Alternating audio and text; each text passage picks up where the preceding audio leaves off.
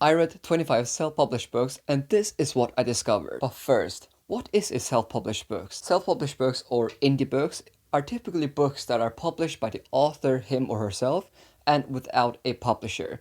So the author usually bears the cost of publishing the book, finding a cover, finding an editor, and so on. And if you're involved with the book community, then you will have noticed that self-published books are increasingly getting more and more attention. However, society generally still looks down upon self-published books, and these books are often seen as inferior since these don't have a publisher, and in a sense, it kinda makes sense that people would think that. A lot of authors will try to get their books traditionally published first, and if that doesn't work, then they will self-publish it, which almost leaves the impression that the book just wasn't good enough for traditional publishing. So, I have been on a journey for the past 3 years where I've been exploring self-published books, and more specifically, adult fantasy self-published books. And this is what I have discovered. So, I'll break this video into 5 sections. They are my journey, the quality of the stories, covers, my favorite self-published books, and where to find good self-published books. And I will leave timestamps if you want to skip to any of these sections. But first, a special thanks to my patrons who support me and my passion for books. I really appreciate it. Now, let's get into it. Firstly, let's talk about how I got into reading self-published books. The first self-published books I read, as far as I remember, was The Sword of Kagan by M.L. Wong, after seeing Daniel Green absolutely rave about it. This is an Asian-inspired fantasy standalone novel, and to this day, this is probably my all-time favorite fantasy standalone. It is absolutely incredible. But the crazy part is that I had no idea that this was self-published when I read it. The story was so compelling and so unique and filled with themes and great characters that I didn't really think that this book was so much different from a traditional published book. So, when I discovered that a self-published book could be so good, I knew I had to read more, and this is what I have discovered so far. Let's get into the next section, the quality of the stories in the self-publishing scene, and let's try to answer if it's true that self-published books generally aren't as good as traditionally published books. The answer to that question is yes and no. Let me explain.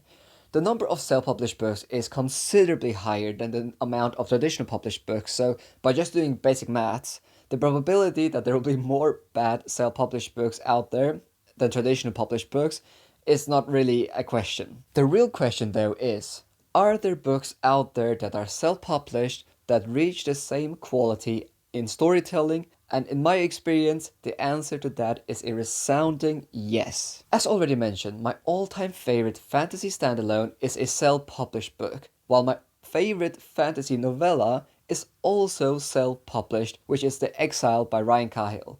And I can assure you that a lot of self-published books go through the same process as a lot of traditional published books in a lot of ways. I recently interviewed Ryan Cahill, who is a full-time self-published author, and his books go through editing and proofreading stages, and his books are read by beta readers, and he gives his arcs out before the release just to make the final product as good as possible. The best self-published authors out there have a long and rigorous process which involves a lot of people to make the story as good as possible, and it is paying off.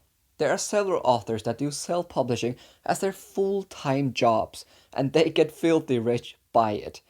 Take for example superstar Will White. He has literally sold millions of books and is probably a millionaire. And he is a self-published author. You also have authors such as Ryan Cahill and Philip C. Quaintrell? I don't know how to pronounce his name. Who do this as their full-time job.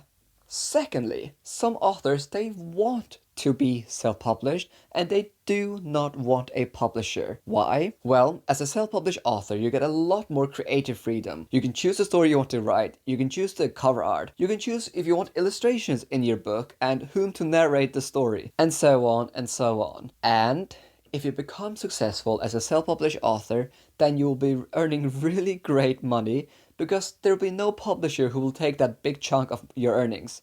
You get to keep the majority of the money, which is fantastic. Also, one thing that is really cool about a lot of self-published books, especially hardbacks, is that they will often be superior than the traditional published hardbacks. If you take, for example, Ryan Kyle's hardbacks. These are signed and have illustrations and art on the naked hardback, which most traditional hardbacks just wouldn't have. Also, the hardback of Dreams of the Dying is filled with illustrations and a huge glossary and more. Obviously, not all self-published hardbacks have this high quality, but you can find some incredible hardbacks out there. Thirdly, a lot of authors who are successful now, they started as indie authors.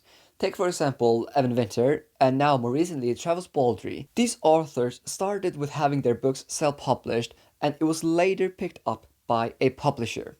That should clearly tell you that there are stories out there that are just as good and compelling as traditional published books, because even publishing firms acknowledge that some indie books are worth reading. So, to get back to the first question, is self-publishing as good as traditional publishing? The answer to that is yes. It can be. There will obviously be some bad self-published books out there, but there are also some really bad traditionally published books. However, you often need to know where to find the best self-published books, and I will tell you at the end of this video where I find most of my indie recommendations. But first, let's talk about self-published covers. If you've been part of the online book community, then you will know the quality of indie covers has increased significantly in the past years. Indie authors are spending a lot of money on hiring talented cover artists, which can clearly be seen in the beautiful artwork that a lot of these books have. I could talk for a long time about indie covers, but I'll just make it really short and state clearly that indie covers are often just as beautiful as traditionally published books.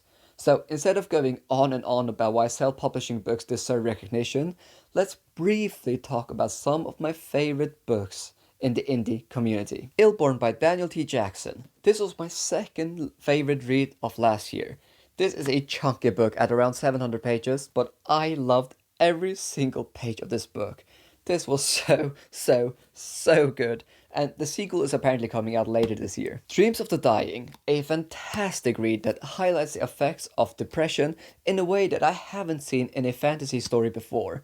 This is a slow-paced, very character-driven novel where dreams play a huge role. I really enjoyed this one and I would highly recommend it. This is also a chunky boy. The Sword of Kagan. I've already mentioned this multiple times, but if you're looking for a fantasy standalone, then please pick up this book. Not only is the world building unique, but Wong's handling of loss, trauma, and depression is absolutely incredible. Love this one so much. The Bound and the Broken series by Ryan Cahill. If you're a fan of traditional fantasy told with a modern voice, a bit like John Gwynn's writing, or if Eragon was written for adults, then pick up this series. The Bound and the Broken is fast-paced, it has all of our favorite fantasy tropes, but with some spins on it, and the world building and the plot is epic in scale. I would highly recommend checking out this series. Voice of War by Zach Argyle. I'll still need to continue the series, but I thoroughly enjoyed the first book in this series. I loved how Argyle focuses on parenthood in this story, which is something you don't really see that often in fantasy books. Also, the magic system is really fascinating and the story was really enjoyable. I'm hoping to continue the series later this year. The Pillars of Peace by Tom Dombrill. If you're looking for a historical fantasy that is fast-paced and has a lot of twists and turns, then pick up this series. Also, this series is now complete, so you could binge read it. And lastly, the Dragon Spirit series by L.L. McRae. I've talked about this one multiple times this year, so I'll just say that if you're looking for a fantasy story with great characters, that is fast-paced and has a very interesting take on dragons, then pick up this book. I loved this book. So, let's get to the last section of this video. Where can you find the best indie books? Because finding great indie reads can actually be a huge challenge. Okay, there are two main places I would recommend. Firstly, you can take a look at the SPFBO competition and look at which books have reached the finals and read some of those books. If you didn't know, then the SPFBO is an indie competition hosted by Mark Lawrence, where each year 300 authors submit their book to this competition, and then various blogs will read them, and at the end, one book will win the competition. However, the second to last stage is the finalist, where these 300 books have been narrowed to 10 books, and all those 10 books should be great reads. I will leave a link down below where you can find all the finalists and the winners for the previous years. The second place you can find good indie recommendations is online, and I'll highlight some specific book content creators who read indie books. Firstly, I do, so please consider subscribing if you want more indie recommendations. But some of the other ones I would recommend is Patrick Leo. Patrick has read more than 100 indie books and is definitely one of the biggest champions when it comes to self-published books. Another one is Bookborn. Bookborn is married to an indie author, Zach Argyle, but is also a judge for this year's SPFPO competition and has recently set up a fund for indie authors. Go and check out her channel for some really great indie recommendations. Some other are Dominish Books. He has read a lot of indie books recently and is a big fan. Also, Covers with Cassidy, The Nerdy Narrative, Case Hidden Shelf, Joanna, Not So Secret Bookaholic, and Mel Lenore Reads are all fantasy booktubers who read indie books. I will leave their links down below, and there are so many more out there, but those are just a few I wanted to highlight. So that is it. Have you read any self-published books? Do you have any good recommendations for me? If you're still watching, then leave a book emoji. See you in the next video.